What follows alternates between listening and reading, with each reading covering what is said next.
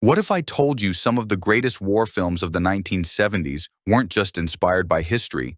They were history, hiding real events beneath the smoke and reel of cinema.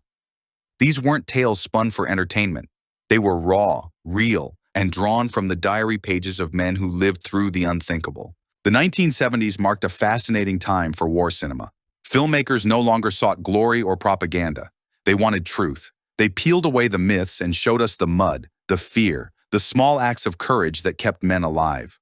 From Vietnam jungles to European battlefields, the decade gave us stories based on true operations, survivors' memories, and even classified missions that only later came to light. These weren't the blockbusters that everyone remembers. These were the hidden gems, the films that dared to show the cost of heroism, the price of loyalty, and the haunting silence that follows every victory. So, buckle up, because we're diving into 10 of the realest war films of the 1970s. Each one grounded in fact, forged in history, and told with the kind of cinematic honesty that can still make you feel like you're right there on the front lines. And at the end, we'll reveal one film that didn't just show the truth. It became part of it. Let's get started.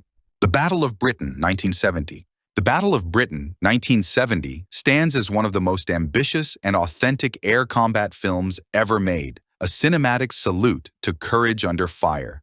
Directed by Guy Hamilton, the film dramatizes the 1940 aerial showdown between the Royal Air Force and the German Luftwaffe, a turning point that decided the fate of Europe. But what makes it extraordinary isn't just the scale, it's the authenticity. The production assembled one of the largest fleets of real WU-2 aircraft ever used on film. No CGI, no shortcuts, just roaring engines, sky choreography, and real pilots flying at terrifyingly low altitudes. Beneath the spectacle lies a deeply human story. Young men fighting for survival and identity in a war that tested endurance as much as skill.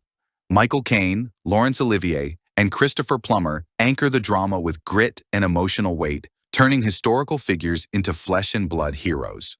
The film's sweeping aerial cinematography remains unmatched, capturing both the majesty and the chaos of battle. Though initially dismissed as too long and overly serious, The Battle of Britain has aged into a masterpiece of realism and reverence. It's more than a war movie. It's a tribute to the pilots who defended freedom in the skies, a thunderous reminder that sometimes history's biggest battles are fought by the few who refuse to back down. Tora, 1970, December 7th, 1941. The morning began in calm and sunlight and ended in smoke and fire. Tora, 1970, captures that moment with chilling precision. This isn't a typical war spectacle. It's a meticulous reenactment of the attack on Pearl Harbor, told from both the American and Japanese perspectives. Directed by Richard Fleischer and Japan's Kinji Fukasaku and Toshio Masuda, the film is a rare collaboration between former wartime enemies. The result? A gripping, balanced look at how miscommunication, pride, and timing led to one of history's greatest turning points. Every explosion, every maneuver feels terrifyingly real because it was. The filmmakers used actual Navy ships, full-scale aircraft replicas, and practical effects so massive they shook the filming grounds. There's no romanticism here, only the slow, mechanical build-up to catastrophe. What makes it unforgettable is its restraint. Tora doesn't glorify battle. It studies it. It's a film about human error, strategic genius, and the moment the world changed before anyone could catch their breath. It's not just war history, it's aviation, politics, and fate colliding in the sky. Patton, 1970. Some men lead with fear, others lead with fire. And Patton, 1970, is the story of a man who did both. A soldier, a poet, a legend wrapped in contradictions. Directed by Franklin J. Schaffner and starring George C. Scott in an Oscar-winning performance, this biographical epic isn't just about war. It's about obsession, destiny, and the razor's edge between brilliance and madness. From the thunderous opening monologue in front of a massive American flag, Patton grabs you by the collar. Scott doesn't just play General George S. Patton, he becomes him, proud, unpredictable, and utterly unshakable. The film chronicles Patton's World War II campaigns, his clashes with German forces, and even fiercer clashes with his own allies. But beneath the tanks and triumphs lies a man haunted by glory. He saw himself as a reincarnated warrior, born to command, yet trapped in a world where politics ruled over honor. Every scene feels larger than life, yet painfully human. Patton isn't just a war movie. It's a psychological portrait of ambition and ego. It asks the question few dare: what happens when victory becomes a man's only purpose? A Bridge Too Far, 1977. War is built on courage, but sometimes courage collides with impossible ambition. A Bridge Too Far, 1977, tells the true story of Operation Market Garden, the daring Allied plan to seize key bridges in Nazi-occupied Netherlands in 1944. It was meant to end World War II early. Instead, it became one of the most audacious and costly military gambles in history. Directed by Richard Attenborough, this epic doesn't shy away from the scale or the chaos. With an astonishing ensemble cast, including Sean Connery, Anthony Hopkins, Michael Caine, and Robert Redford, the film unfolds like a grand military symphony where every note hits with both pride and pain. The operation's brilliance lay in its ambition. Parachute troops dropped behind enemy lines to secure bridges before armored divisions could arrive. But reality didn't cooperate. Miscommunication, bad weather, and fierce resistance turned strategy into disaster. Attenborough's direction is both sweeping and intimate. One moment, you're soaring with paratroopers. The next, you're on the ground, staring at the cost of human hubris. They went a bridge too far. That line still echoes, not as failure, but as tribute to bravery that dared to overreach. The Deer Hunter, 1978. Some war films show battles. The Deer Hunter, 1978, shows what happens after. Directed by Michael Cimino, this haunting masterpiece follows a group of working-class friends from a small steel town in Pennsylvania whose lives are shattered by the Vietnam War.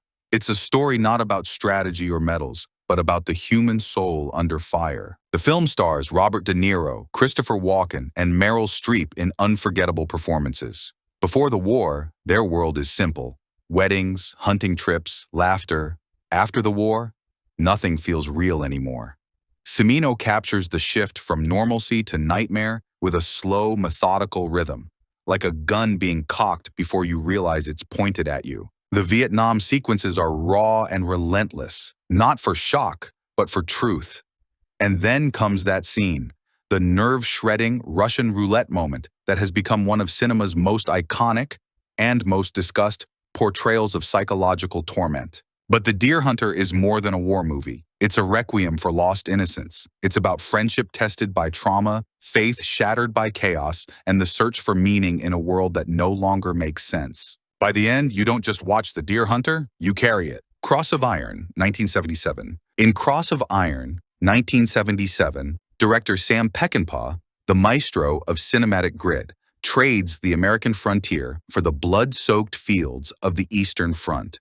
What he delivers isn't just a war film, it's a brutal meditation on pride, class, and survival in a world where honor is a dying luxury. The story follows Sergeant Steiner, played with raw brilliance by James Coburn, a battle-weary German soldier who fights not for ideology, but for the man next to him. Steiner is a realist in a war that's lost its meaning. His new commander, Captain Stransky, however, is the opposite. A vain Prussian aristocrat desperate to win the Iron Cross, the medal Steiner couldn't care less about. Their clash becomes the film's moral center, one man seeking glory, the other simply trying to stay alive. Peckinpah captures this conflict with his trademark slow-motion violence and grim poetry.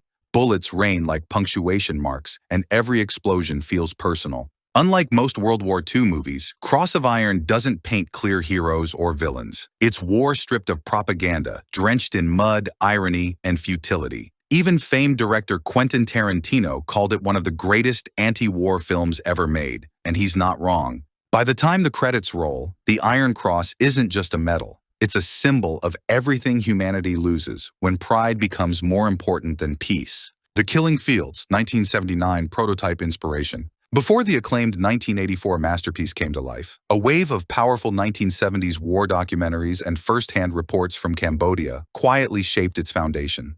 Journalists and filmmakers risked their lives to capture the chaos of a nation crumbling under conflict, giving birth to the emotional blueprint of The Killing Fields. These early accounts emphasized the blurred line between journalism and survival, the moral exhaustion of witnessing history's darkest moments while trying to remain human. The film that followed was less about combat and more about courage, truth, and the price of empathy in war. The Eagle Has Landed, 1976. The Eagle Has Landed remains one of the smartest and most underrated war thrillers of the 1970s. Mixing espionage, tactical drama, and moral conflict, it presents an alternate history mission, a group of German paratroopers secretly sent to England to kidnap Winston Churchill. Michael Caine's performance as a duty-bound officer elevates the story from simple action to tragic reflection. Beneath the daring operation lies a profound question. How far will a soldier go for loyalty, even when he knows the mission is doomed? Director John Sturges crafts every scene with precision, measured tension, quiet humanity, and an almost Shakespearean sense of fate.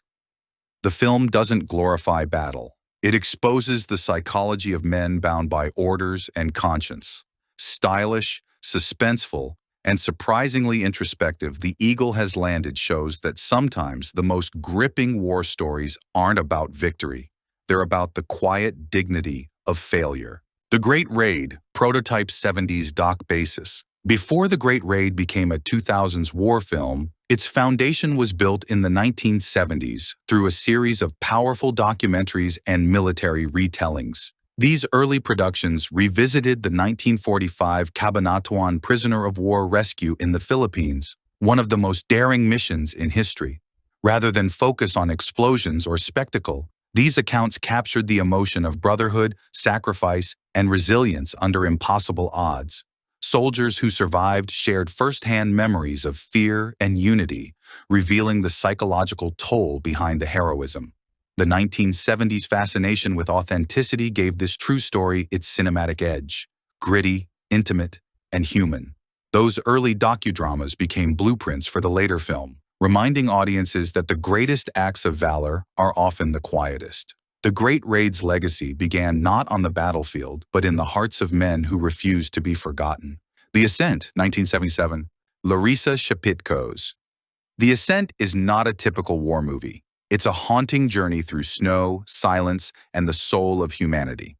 Set during World War II's Eastern Front, it follows two Soviet partisans captured by Nazis, forced to confront their deepest beliefs about loyalty, fear, and sacrifice. Every frame feels like a frozen prayer, stark, painful, and transcendent. Shepitko transforms the brutality of war into a spiritual test of character, exploring what happens when conviction meets despair. Unlike Hollywood's heroic depictions, The Ascent moves inward, searching for the moral heartbeat of survival. Its black and white cinematography turns each shot into an emotional battlefield. The film's quiet power, unflinching realism, and poetic gravity earned it global acclaim, yet it remains criminally underseen. The Ascent is war stripped of glory, a cinematic requiem for conscience, courage, and the price of being human. So, there you have it. 10 war films from the 1970s that didn't just show war, but felt it. They're not about heroes in shining armor. They're about ordinary people swept up in extraordinary times, the kind of stories history books summarize in a paragraph, but cinema immortalizes in emotion. What makes these films timeless isn't just their craft, it's their honesty. Each one carries the fingerprints of real people, real memories, real consequences. Whether it's a pilot staring down a Messerschmitt, a paratrooper clinging to a bridge, or a soldier questioning everything he's been told, the truth of war always finds a way through the lens. And maybe that's why the 1970s were such a powerful era for war cinema. Filmmakers weren't afraid to challenge myths. They wanted you to feel the mud, the noise, the silence afterward. These movies didn't glorify. They testified. So next time you watch one of these forgotten classics, remember somewhere behind that reel of film was someone who actually lived it. If you enjoyed this deep dive into hidden war gems, don't forget to like, drop your favorite in the comments, and subscribe for more cinematic secrets from the past that history tried to bury. And as always, keep your eyes on the screen and your heart in the story, because the truth still rolls like thunder through the reels of film history.